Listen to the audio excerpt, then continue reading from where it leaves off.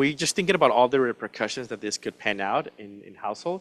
So here we find that parents with custody of children in Tennessee were about 16% less likely to receive child support.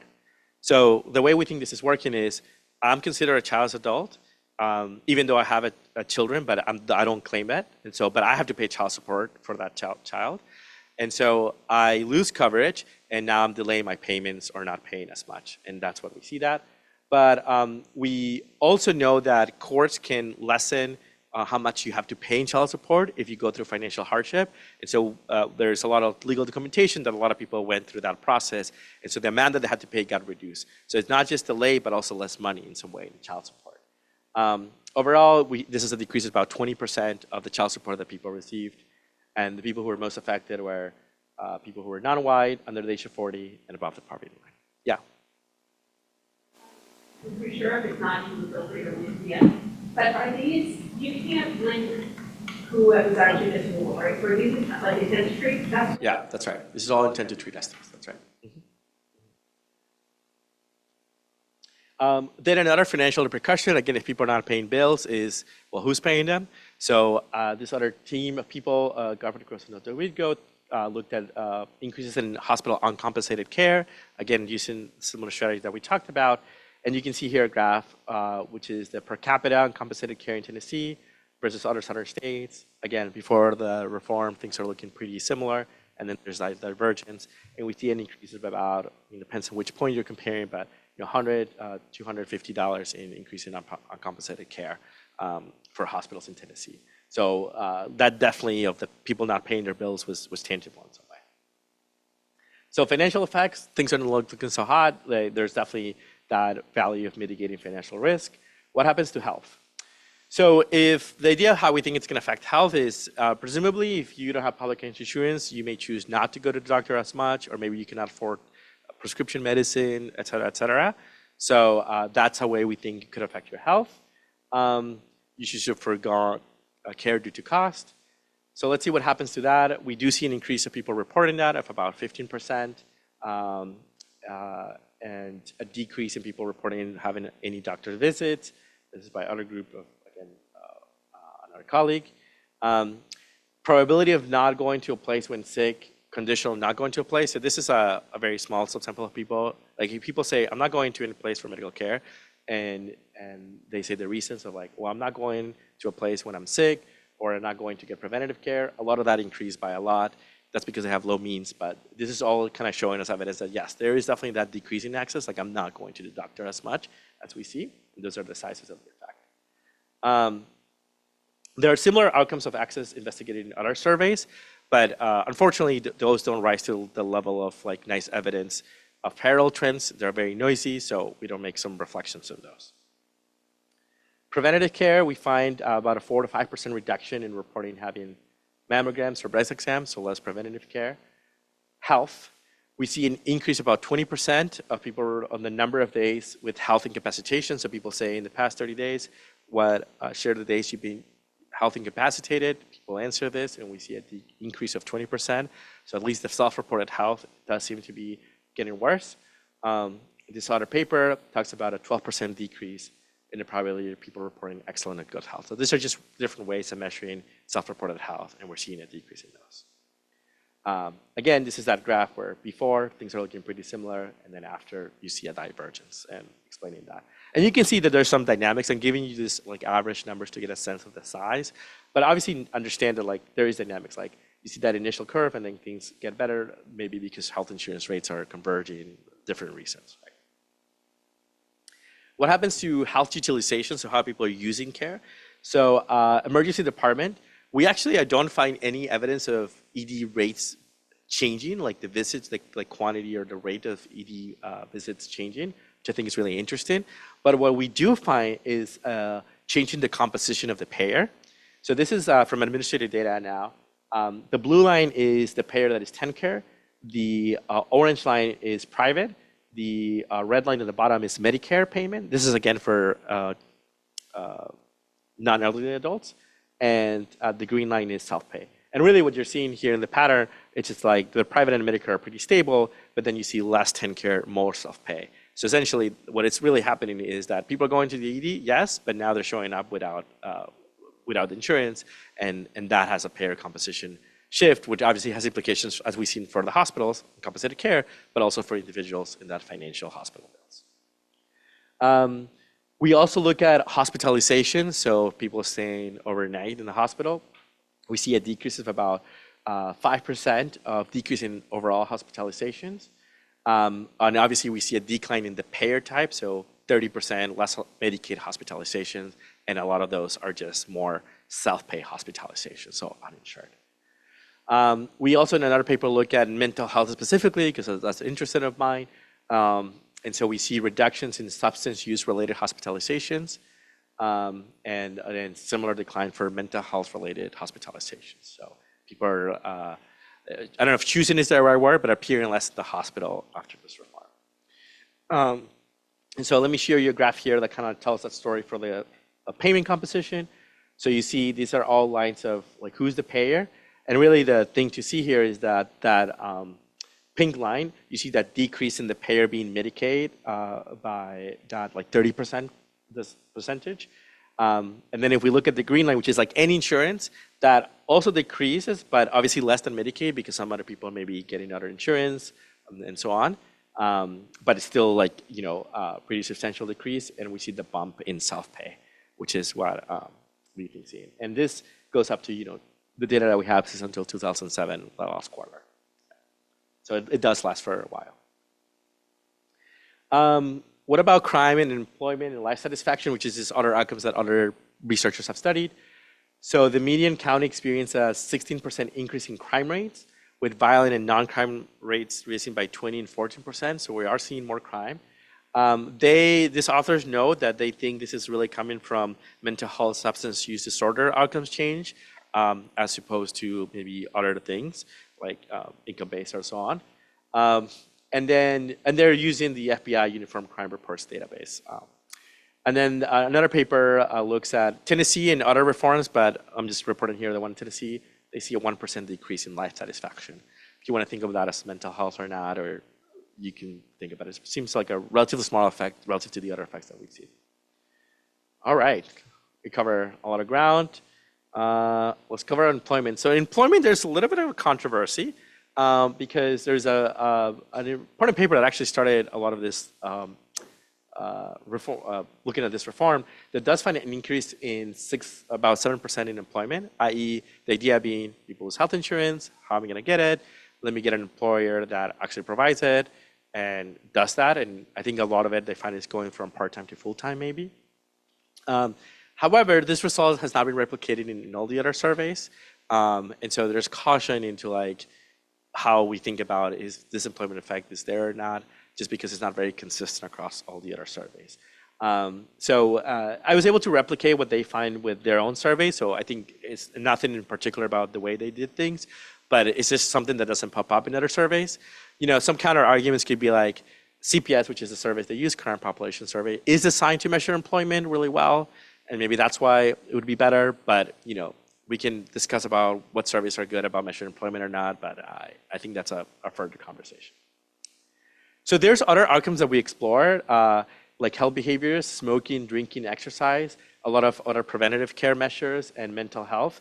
But I would say, unfortunately, a lot of these outcomes, and some more that I haven't put here, either they're really noisy or the level of evidence doesn't rise, like those trends that are supposed to be parallel turns out to not to be parallel. And so there's a lot of issues with it that like, even though we do have results for it here, we don't feel as confident as the results that we showed you on the other places. So that's what we learned from TennCare. Is there anything extra that we learned from other reforms? Yeah, so this one paper here, they use that aging out of your parents' health insurance. So I'm 26, turning 27, I lose my parents' health insurance and I remain uninsured. And they do find that increase in ED visits and a small increase in hospital stays. Kindly reminder, this is like, private insurance population, young, 23, 24. So maybe we wouldn't expect that big of a change there. In Spain, though, this is an interesting paper. There was a reform, very similar budget deficits, and we need to cut back on things. And they cut back in a way that undocumented immigrants were not able to access the health services anymore. And there's an increase in mortality of about 15% for undocumented immigrants, which is pretty staggering there. So kind of tells us that vulnerable populations are vulnerable for a reason, I guess.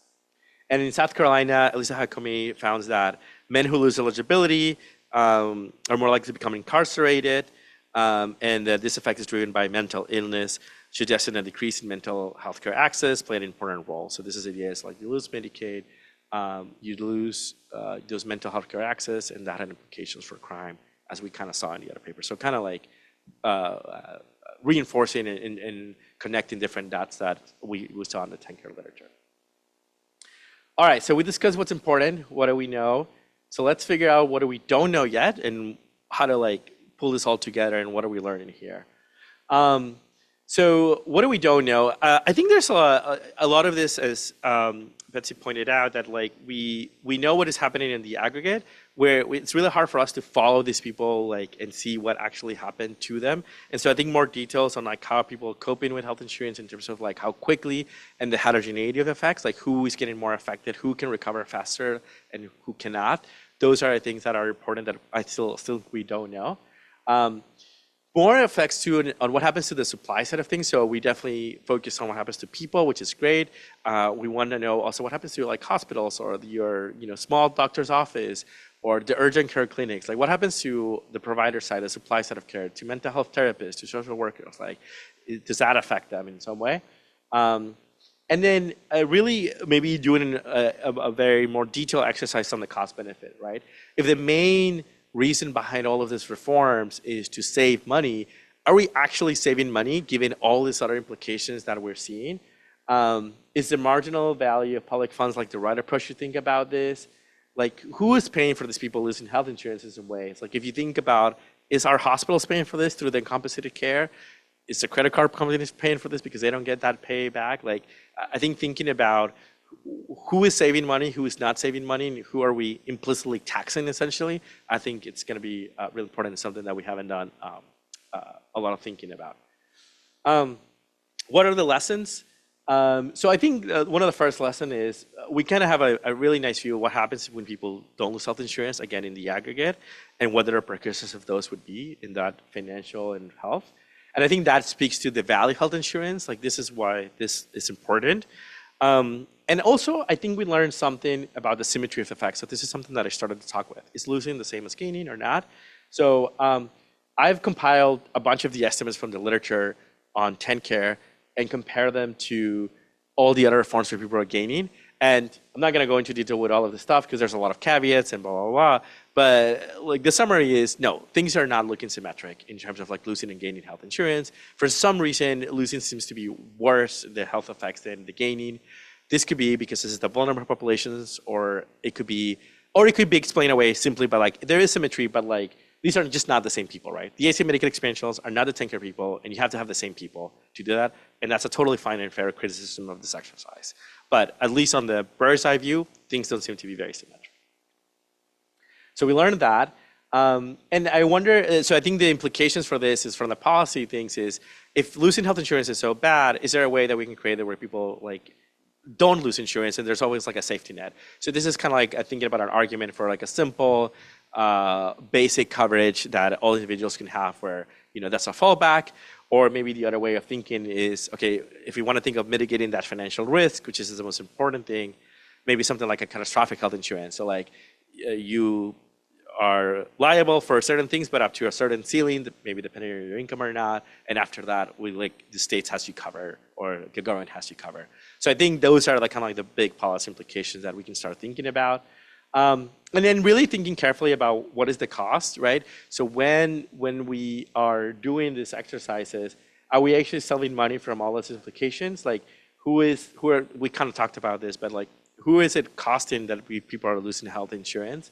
And is the state paying this in a different way or not, or is it somebody else? And I think this raises question about how we're cross-subsidizing, right? And when we do these reforms, I think we're changing the way we cross-subsidize, which I think has implications for like how we do tax and that structure. So it's a little bit more, maybe boring stuff for some, but interesting for us economists to think about.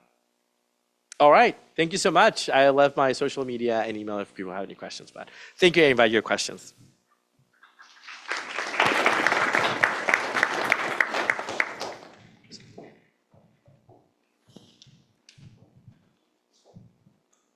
Hi, Hi. I worked with kids. Okay. You didn't talk about children in your presentation. Yeah. Do you have any research on how losing insurance impacts children specifically? Yeah, that's a great question. So I personally don't, and maybe there's people here in this room or others that have. I think the challenge with that to study in a way like kind of like how we done here is that we have to find reforms in which like kids lost health insurance like through this kind of like policy reform. That tends to be fortunately not very popular, at least in the years that we have data for.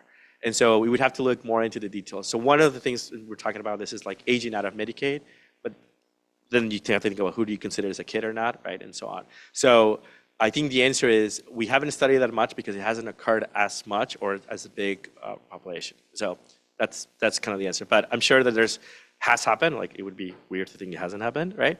We just haven't studied it yet. So no, this is all about adults, not really about children. Yeah. Thank you. Mhm.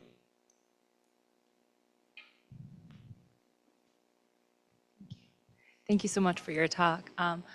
Just a quick question about the context in Tennessee. Were Yeah. there other retrenchments at the same time that you had to think about? And if so, sort of what did that look like? Yeah. So the proposal in the contraction was actually, as we talked about, the education coverage for children, for child adults, and so on, and also reducing benefits, like putting caps and limits of things. So the only thing that actually happened in the end was this categorical child as adult, and there was some reduction, some limits on say we only cover for I think like up to 20 days in the hospital kind of things. At the end, those margins never seem to have a big bite, I would say, and so it's possible that a lot of things is above that, but it's likely that it's just the coverage part. Yeah.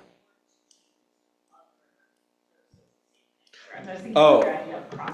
Yes. That's a good question. Yeah, so the answer, as far as we know, and obviously,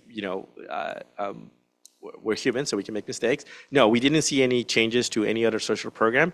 And if anything, there was a social program that in theory, and I think in practice started, which is trying to cover people that are considered uninsurable, which is people that, okay, I lost Medicaid. I am trying to get private insurance. Like I want to pay for it, but private insurance keeps rejecting me. And so then you can do that and get Medicaid. For some reason, so it was enacted, but for some reason, it's like really hard to find anything about how many people got on that, if they got on that, if that actually worked, if people did it. So I think it would seem really hard for people to get rejected because then for that, you have to actually pay for it. So there's a lot of issues with that. But yeah, not that I know any other changes in social programs. Yeah. Oh. I hope they're quick. There are 3 questions. One Right. bounces off of yours. Was there anything about free clinics or more care being written off in the ER or in other areas where it becomes free care? That would be one, especially, or is that an unknown? You showed a map. I only saw it partly of Tennessee. And the question is urbanity and loss of coverage. Is there a big difference? Like people in Memphis or Nashville get to keep it or they lose it more compared to the more rural sections? And was there a difference then in any kind of financial risk outcomes as well, or even crime, any kind of outcomes? And the third is, you mentioned that we can't say just when you lose insurance, it's the exact opposite happens when you gain insurance. But when it comes to looking at the financial risk increase, do you see or do you know of any papers that show a financial risk decrease when you all of a sudden gain health insurance? Yeah, great questions. Okay, so the free clinics ones, I don't know of any papers that have looked into this. So this is like kind of like what we don't know. A lot happened with the supply stuff. So that could have happened. I don't know. The rural urban stuff, we did look at that in a lot of the stuff that we could look.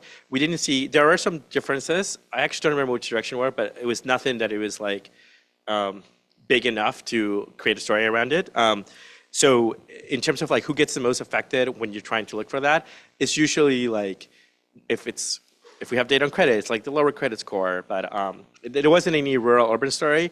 It seemed, and that was surprising. But I think the rationale is like people in rural areas have harder time accessing care, and so they were already exempted, maybe not using it as much, and there's things like that. So, but we, at least empirically, we don't find it. And yeah, so there are papers that talk about how when you gain insurance, your financial risk decreases and like things are better. So we do have a lot of evidence on that. Yeah, thanks for your talk. It's really interesting.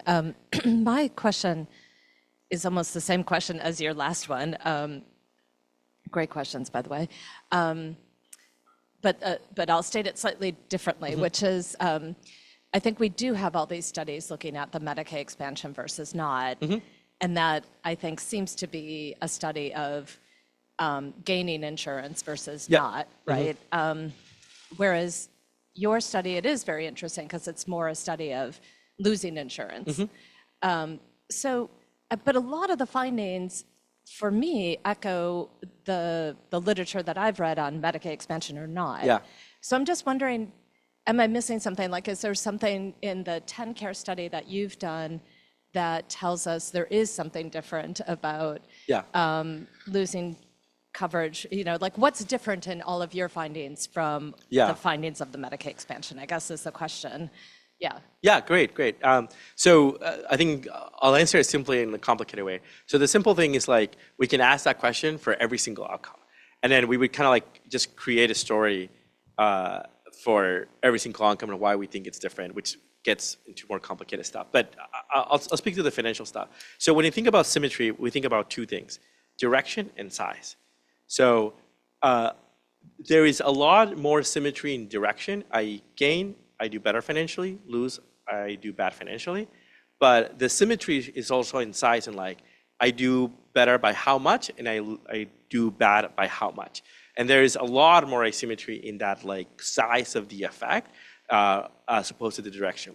However, there are other places in which the direction is different. So for example, in some of the, I think ACA Medicaid expansion papers, we're seeing, for example, people, I think maybe there's one paper thinking about like less ED visits when people gain insurance, whereas we don't see any changes, right? So that's a asymmetry in direction because if you expect positive or expect negative, you expect positive in the other one. The Oregon Health Insurance Experiment, for example, found, I think, no changes in that in some way. And so there are certain outcomes where things are a little bit like this paper finds this paper finds not, and I think this follows that pattern. But I think if we go back to this slide, and you know, I actually been meaning to do a like, little more graphical version of this. Like the size of the effects, for example, is interesting. I'm gonna look at self-reported health. So number of days with bad physical health. In the ACA Medicaid, you see a decrease of that, right? And while in Tennessee, that should be a positive sign, you will see an increase of that. And that's about the same size. But when you look at days incapacitated, ACA Medicaid is 6 and the TennCare is 49. So big asymmetry in this in terms of size. So now to answer, I think more directly your question, is there something different, or why is it that we see different sizes? That's the part that I think that falls into that we don't know. Like we can speculate things like very simple things like populations are different. Tennessee is different from all, like, just never, like, very simple stuff. Like, people are just different, and therefore different things are going to affect people differently, which is like the kind of like simple explanation. Or maybe is it something along the lines of when you lose health insurance, like that vulnerable part gets just like whammy even harder. That when you gain it, so if you think about who's gaining it, there's people who are, let's say, vulnerable and not so vulnerable. And so you're averaging across all of these, right? And I think maybe that's creating part of that difference in the size. But the truth answer is I don't know. And that's something that it would be interesting to learn about. Yeah. Yeah. So that's right. So the winding, it's going to be, I haven't yet, like no plans, I guess. But the winding also has interesting context in that a lot of the people who are losing that coverage are this because they're not eligible at that point, because, for example, their income could have increased. And so the issue a little bit with the unwinding is that, and I think it's not that, I think it can be done, but it's more complicated because these are people who are like, their income rate is in and you lost health insurance. Those are going to be people who are like, they had, let's say, income was like this, they were in Medicaid, and at some point during COVID, they increased, and now they're dropped because their income has increased. So I have to make sure that I'm making the right comparisons to get inference from that. And that's just a little more complicated, that's all. Thanks for this talk. I have a question that follows, I think, this same line of your argument about the difference between between losing and gaining kind of insurance. I'm still stuck on a observation you had about the number of people who are reinsured, which, if I recall correctly, was maybe upwards of 40%. Yeah, 30 to 40%, whatever. Yeah. Which, not knowing more, sounds high to me. Yeah. And so I'm wondering if there's almost a behavioral economics story behind this, of the difference between being on and losing and coming, where you in effect get socialized to life on insurance, and that changes the propensity that you want to get back on insurance versus if you've never had it. So I wonder if you could kind of pursue that a little bit, about this difference. Yeah, no, that's a great question. I think, and this gets back to, again, part of the things that we don't know, it's just like, which are the people who are reacting differently and why? So I think, one view of seeing the world is like, if you learn through your spell of health insurance, the value of it or your perceived value for it, given your health needs, I can see an argument for those are the kind of people who would like really try hard to find other ways to find health insurance, and maybe that's what happened, right? And versus the other ones, not necessarily. I think, so that's one argument. Another argument could be like, no, those are just people who are like right around the income eligibility threshold, and so they could actually afford it, and they just like chose to have Medicaid and so on. So I think there's a number of those things. Again, unfortunately, the answer is I don't know. These are great questions that I wish I could give you the answer to. I think the little footnote that I would say is that, so as I talked about, this whole to do this enrollment in Tennessee was a conversation between 2000 and 2005. So in 2002, what Tennessee did is they actually didn't know about a little bit before 2002 who was eligible for what reasons in Medicaid. The state knew that people were in Medicaid, but like they didn't keep track of like who is eligible for what reasons. So they did a re-verification in 2002 where they essentially asked everyone to like get re-verified because we want to know why you're eligible. And the reason why they need to do that is because they need to identify who are the childless adults that we can. In the verification, and you can kind of see it in the data here. If I go super back, I wonder if there's a way to do this. Well, I'll just go back. You can kind of see it in the data that there's a little bit of a dip in the year 2002. And that's the verification. And the anecdotal, I would say, maybe it's a little bit better than anecdotal, but like, more robust, is that so everyone had to get re-verified, and there were a lot of people who didn't reapply for that re-verification. So in some ways, we think that the people who were left after 2002 is the one who really thought they needed Medicaid because they already had gone through a process where like they needed to do some effort to keep their Medicaid, right? So maybe that need was still true for everyone, and that could give argument to the people who got that private insurance and the people who were afforded or were able to do something that could afford it. But let me see if we can find this thing. I don't even remember where it was, but probably near here. There we go. So I think if you see here, this is 2002. That was kind of like that re-verification period. So, yeah.